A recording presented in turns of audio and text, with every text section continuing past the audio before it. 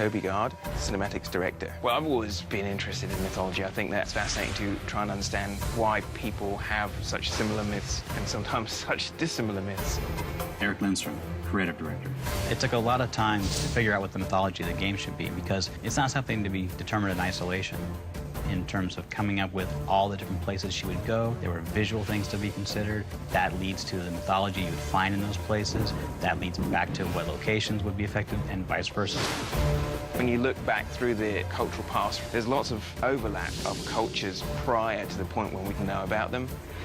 We got to dig into Hindu culture in Thailand. We got to get into the Maya in Mexico. And we have all these local cultures, but then a unifying thread that leads her to all these locations is a much earlier mythology that we are saying is the Norse thread. And that was the piece that brought it all together. Various myths use different names, but they all apply to the same remnants of the ancient world.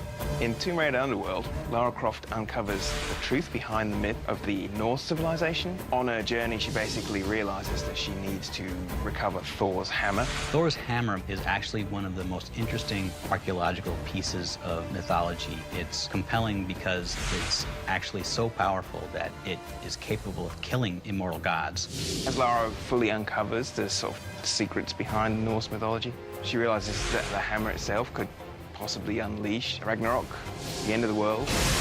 Pursuing her own goals is actually putting the world in danger. I need Thor's belt to get his hammer, and I need the hammer to kill a god.